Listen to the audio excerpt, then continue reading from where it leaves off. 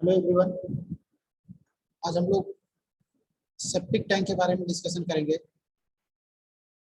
Septic tank, इसके पहले पिछले लेक्चर में हमने बायोलॉजिकल ट्रीटमेंट के बारे में डिस्कशन किया था। आज उसी से रिलेटेड एक टॉपिक के बारे में हम डिस्कशन करेंगे, सेप्टिक टैंक। सेप्टिक टैंक क्या होता है? सेप्टिक टैंक एक तरीके का हमारा प्राइमरी सेडिमेंटेशन टैंक होता है, जिसका डिटेंशन टाइम जो होता है वो लॉन्गर होता है। जो इसका डिटेंशन टाइम होता है वो 12 से 36 आवर्स तक होता है। जब भी हम सेप्टिक टैंक डिजाइन करते हैं तो उसमें हम क्या करते हैं, एक्स्ट्रा स्पेस प्रोवाइड करते हैं डाइजेशन के लिए, ताकि जो भी उसमें वेस्ट वाटर आए उसका जब भी डाइजेशन हो तो उसके लिए उसी पर्पज से हम उसमें एक्स्ट्रा स्पेस प्रोवाइड करते हैं। जो हमारा सेप्टिक टैंक होता है वो एनारोबिक डिकम्पोजिशन पर बेस्ड होता है, क्योंकि इसमें जो डिकम्पोजिशन प्रोसेस होता है वो एनारोबिक बैक्टीरिया के द्वारा उसका डिकम्पोजिशन किया जाता है। इसमें जो बैक्टीरिया होते हैं वो विदाउट ऑक्सीजन ऑर्गेनिक मैटर को वो डिकम्पोज करते रहते हैं। तो सबसे पहला हमारा पॉइंट क्या होगा सेप्टिक टैंक का? तो क्या होगा, septic tank may be defined as a septic tank may be defined as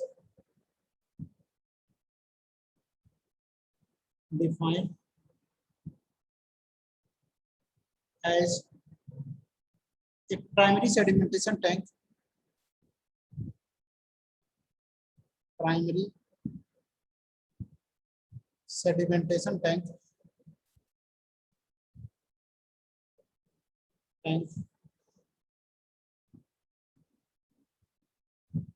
with a longer detention period, with a longer detention period। इसका डिटेंशन टाइम जो होता है वो 12 घंटे से 36 घंटे तक होता है। तो ये हमारा सेडिमेंटेशन टैंक होता है।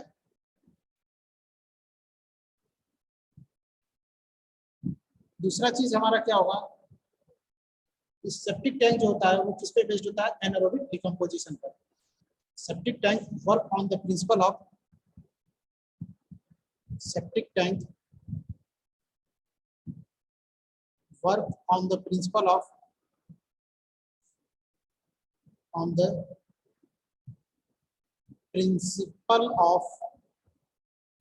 anaerobic decomposition। anaerobic decomposition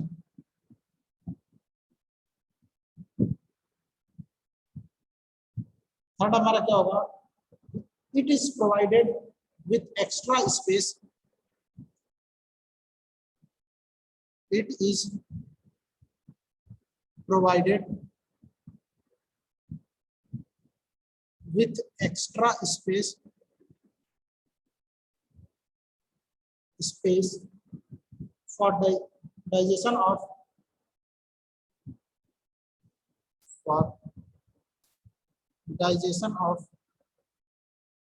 settled sludge। मतलब कि इसमें एक्स्ट्रा स्पेस प्रोवाइड किया जाता है ताकि जो भी सेटल्ड स्लज है उसका डाइजेशन हो सके। तो ये हमारा कुछ बेसिक पॉइंट्स है सेप्टिक टैंक का।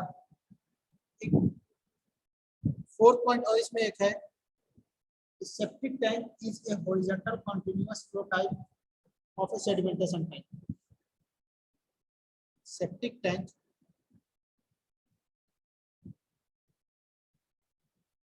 is a horizontal continuous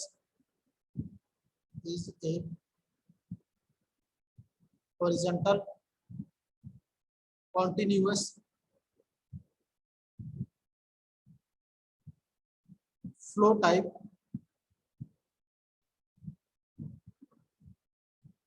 of a sedimentation tank,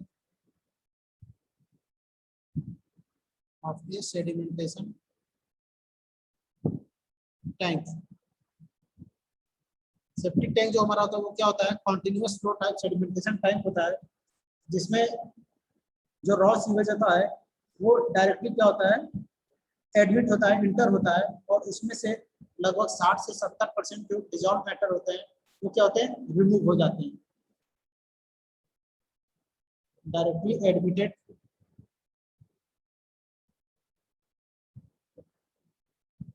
directly admitted raw sewage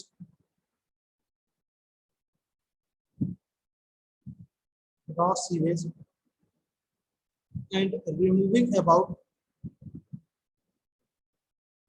and removing about 60 to 70% of the dissolved matter from it, of the dissolved matter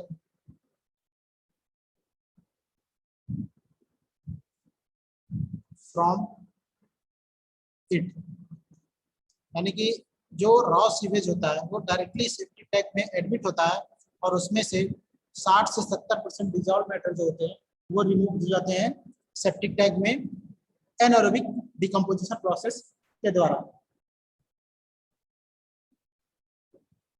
अब जब हम सेप्टिक टैंक में जो raw sewage है उसका जब हम ट्रीटमेंट करते हैं, यानी कि जो उसमें एनारोबिक डिकम्पोजिशन प्रोसेस होता है, जब हमारा एनारोबिक डिकम्पोजिशन प्रोसेस कंप्लीट हो जाता है तो उससे कुछ हमारा वेस्ट मटेरियल मिलते हैं, वेस्ट मैटर मिलता है, जिसको हम डिस्पोज कर देते हैं किसी सॉफ्ट पिट में या इरिगेशन में, ठीक है। जो भी उसमें ऑर्गेनिक जो भी उसमें वेस्ट मैटर्स बचेंगे उनको हम इरिगेशन या सॉफ्ट पिट में उसको हम डिस्पोज कर देते हैं। एक और हम इसमें पॉइंट लिख सकते हैं, जो भी इसमें इफ्लुएंट मिलता है, the effluent will be the effluent will be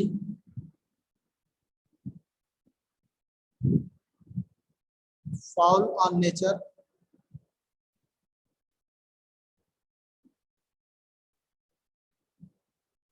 in nature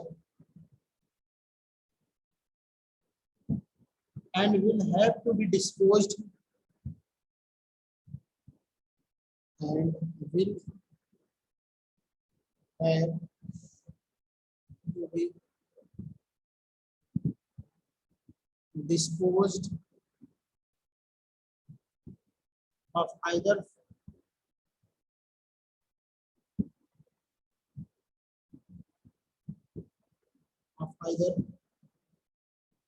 for subsurface irrigation, subsurface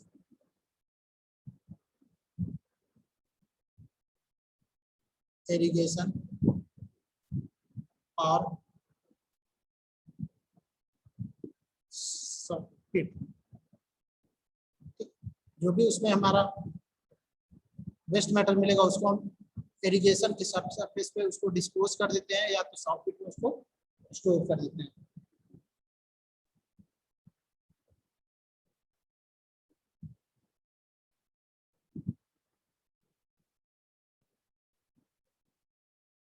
तो ये हमारा कुछ बेसिक पॉइंट्स हो गया सेप्टिक टैंक का, इसको आप लोग तब तक नोट कर लीजिए। देन उसके बाद हम सेप्टिक टैंक के डिजाइन क्राइटेरिया के बारे में हम डिस्कशन करेंगे कि कैसे हम सेप्टिक टैंक का हम डिजाइन करते हैं।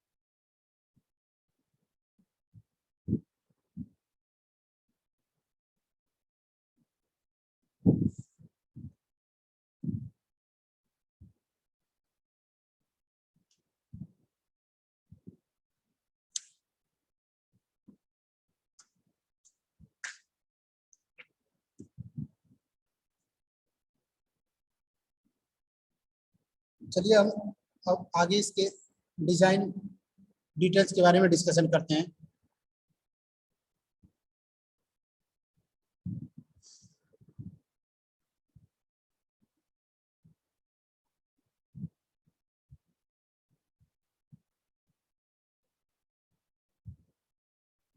डिजाइन डिटेल्स, सबसे पहले हम सेप्टिक टैंक में कैपेसिटी के बारे में हम डिस्कशन करते हैं। सेप्टिक टैंक की कैपेसिटी ऑफ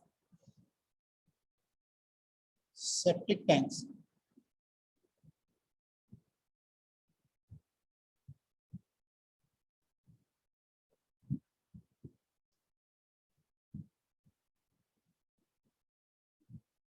जैसा कि हमें पता है कि जो सेप्टिक टैंक होता है वो हमारा किस तरीके का होता है। सेप्टिक टैंक जो होता है वो हमारा एक तरीके का बायोलॉजिकल ट्रीटमेंट प्लांट होता है, जिसमें हम सीवेज को क्या करते हैं, स्टोर करते हैं ड्यूरिंग लॉन्गर डिटेंशन पीरियड के लिए, ताकि उसमें एनारोबिक डिकम्पोजिशन प्रोसेस हो सके और जो भी उसमें मैटर्स हैं, डिजॉल्व मैटर्स, वो रिमूव हो सके। तो सबसे पहले हम इसमें ये कह सकते हैं कि सेप्टिक टैंक जो हमारा होता है, रॉ सीवेज या जो सीवेज फ्लो होता है उसको लॉन्गर डिटेंशन पीरियड के लिए स्टोर करने के लिए बनाया जाता है। इसमें पहला पॉइंट हमारा क्या होगा, septic tank should be septic tank should be capable of storing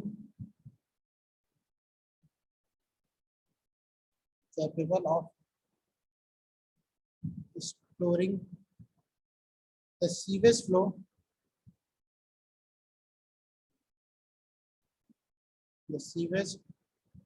flow during the detention period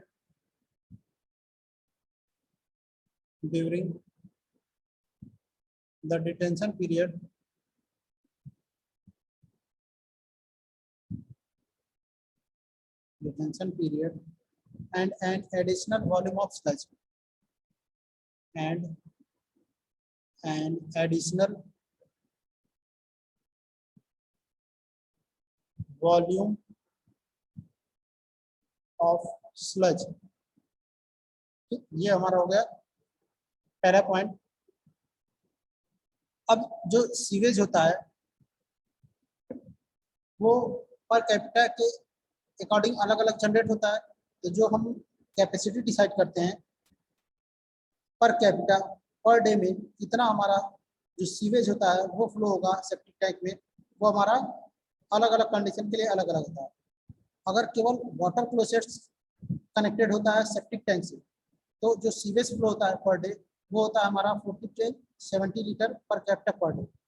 but अगर उसमें सुलेज को भी अलाउ किया जाए, सुलेज वाटर को भी अलाउ किया जाए, तो जो सीवेज फ्लो होता है वो बढ़ करके हो जाता है 90 से 150 litre per capita per day. तो सेकंड हमारा पॉइंट क्या होगा, if only water क्लोसेट्स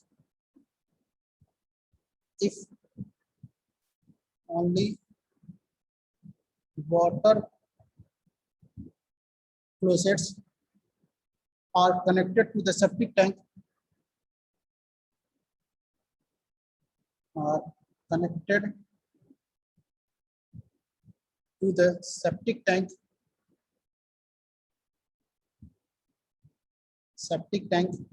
the sewage flow will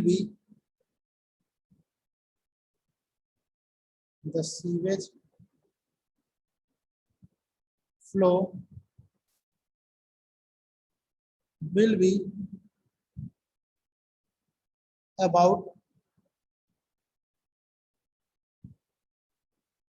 40 to 70 litre per capita per day. केवल वाटर क्लोसेट्स को अगर हम कनेक्ट करते हैं सेप्टिक टैंक से, तो जो हमारा सीवेज फ्लो होगा पर कैपिटा पर डे वो 40 से 70 लीटर होगा।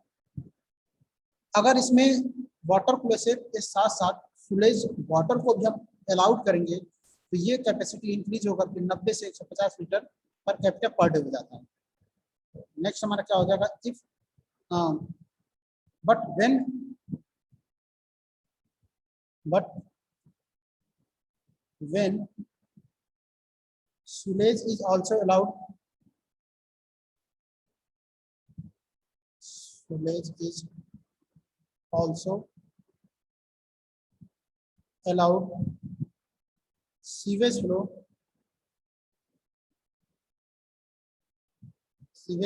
may be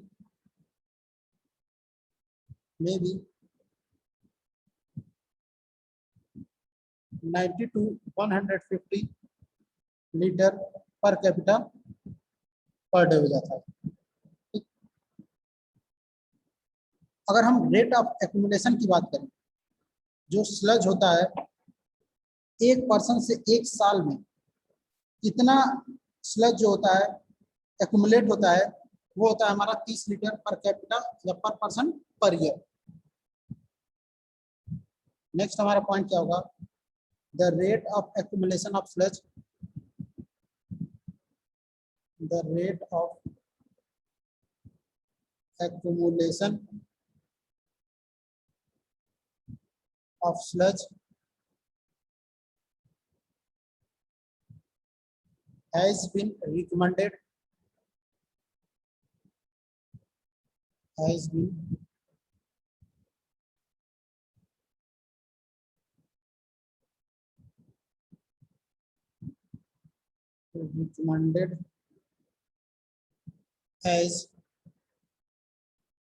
30 लीटर पर पर्सन पर ईयर, यानी कि एक साल में एक पर्सन से 30 लीटर जो होता है स्लज, वो क्या होता है, एक्यूमुलेट होता है सेप्टिक टैंक में। अब मिनिमम अगर हम कैपेसिटी की बात करें स्लज की, तो वो हमारा कितना होता है, 2250 लीटर होता है सभी डिस्चार्ज के लिए। अगर केवल वाटर क्लोसेट की बात करेंगे तो ये हमारा 1400 लीटर होगा केवल वाटर क्लोसेट के लिए। नेक्स्ट हमारा पॉइंट क्या होगा, minimum capacity equals to 2250 litre for all discharges. सभी डिस्चार्ज के लिए जो मिनिमम कैपेसिटी होगी वो कितना होगा, 2250 लीटर होगा।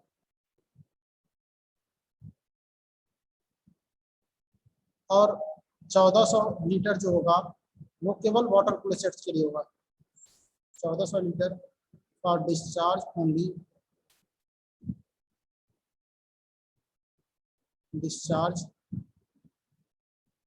ओनली, when water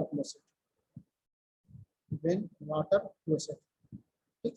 ये हमारी कैपेसिटी, इसके अकॉर्डिंग ही हम क्या करते हैं, सेप्टिक टैंक की कैपेसिटी को डिसाइड करते हैं कि हमारा कितना हमारा सीवेज फ्लो हो रहा है पर डे में, उसके अकॉर्डिंग उसका वॉल्यूम क्या है। उसके बाद जो सेप्टिक टैंक हम बना रहे हैं उस सेप्टिक टैंक में केवल वाटर क्लोसेट के कनेक्टेड है या उसमें स्लज भी इन्वॉल्व है। अगर वाटर क्लोसेट केवल होगा तो एक पर्सन से पर डे में 40 से 70 लीटर सीवेज फ्लो होगा। अगर उसमें स्लज वाटर को भी हम ऐड करते हैं तो ये कैपेसिटी इंक्रीज होकर के 90 से 150 litre per capita per day हो जाती है। और एक ईयर में एक पर्सन से जो रेट ऑफ एक्यूमुलेशन होता है स्लज का, वो होता है हमारा 30 लीटर पर कैपिटा या पर पर्सन पर ईयर। देन इसके बाद हमारी मिनिमम कैपेसिटी कितनी होती है, केवल अगर सारे डिस्चार्ज को मिलाकर के हम इसकी कैपेसिटी बताएंगे तो मिनिमम कैपेसिटी होती है 2250 लीटर। केवल वाटर क्लोसेट के डिस्चार्ज को हम केवल बताएंगे, वो हमारा होगा 1400 लीटर वाटर क्लोसेट के लिए। ठीक है, ये हमारी कैपेसिटी से रिलेटेड कुछ पॉइंट्स हो गए। देन इसके बाद अब हम इसमें बात करेंगे फ्री बोर्ड हमारा कितना होना चाहिए, डिटेंशन पीरियड कितना होना चाहिए, लेंथ और विड्थ का रेशियो कितना होना चाहिए, इसके बारे में हम आगे डिस्कशन करेंगे। तब तक इसको आप लोग नोट कर लीजिए।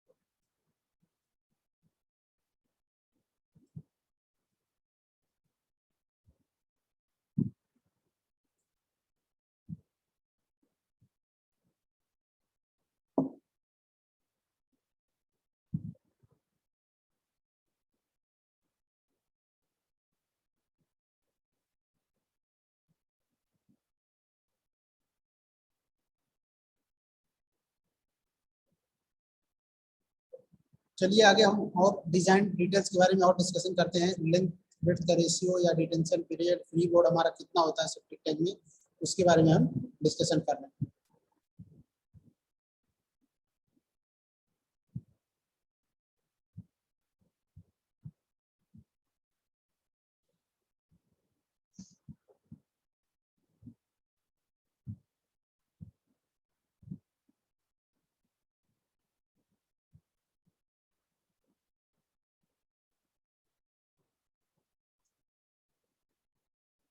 नेक्स्ट हम बात करते हैं डिटेंशन पीरियड हमारा कितना होता है सेप्टिक टैंक का। डिटेंशन पीरियड ये हमारा होता है 12 से 36 घंटे, 12 to 36 आवर्स। ये हमारा डिटेंशन पीरियड होता है सेप्टिक टैंक का। जनरली हम अडॉप्ट करते हैं 24 आवर्स।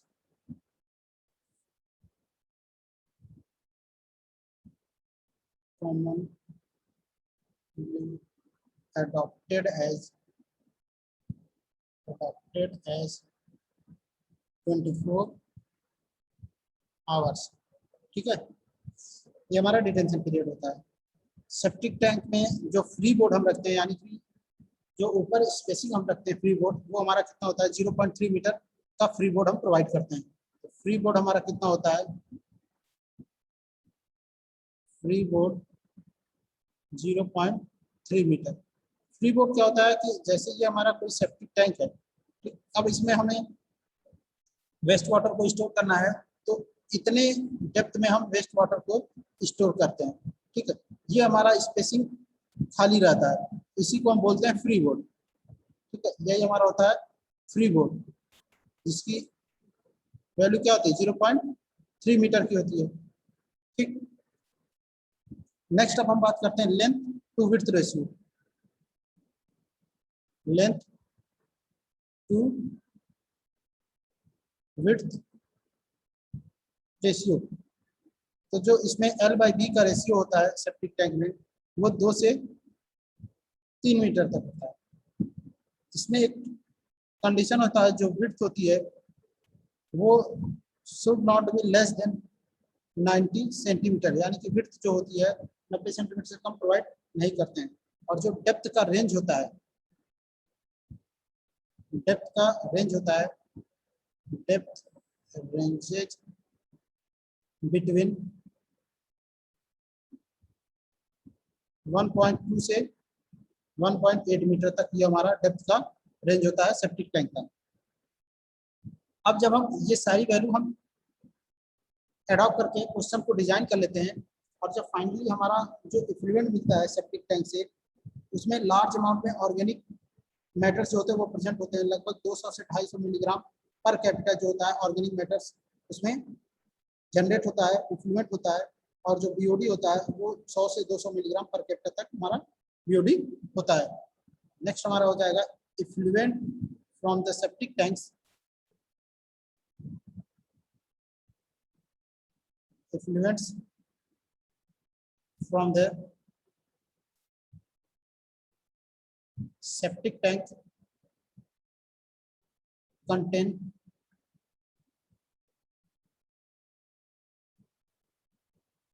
large amount of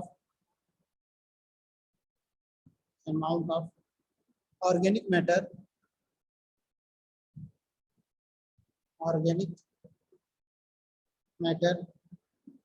कितना होता है 200 से 250 मिलीग्राम पर कैपिटा। ठीक, एंड इट्स बीओडी, और इसकी जो बीओडी होती है, इट्स बीओडी इज हाई,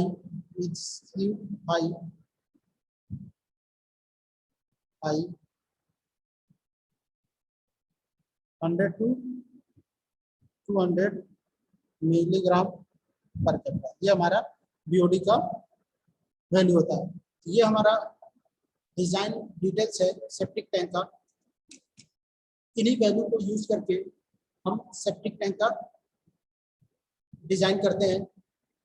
जब भी क्वेश्चन में कोई वैल्यू गिवन नहीं होगी, तो ये जो वैल्यू है इसी वैल्यू के अकॉर्डिंग हम वैल्यू को एज्यूम करके क्वेश्चन को सॉल्व करते हैं। तो इसको आप लोग नोट कर लीजिए। अपने नेक्स्ट लेक्चर में हम सेप्टिक टैंक से रिलेटेड कुछ न्यूमेरिकल के बारे में डिस्कशन करेंगे, जिसमें इन सभी वैल्यू का यूज करके उस क्वेश्चन को सॉल्व करेंगे। एक चीज और, जो हमारा सेप्टिक टैंक होता है उसका जो शेप होता है,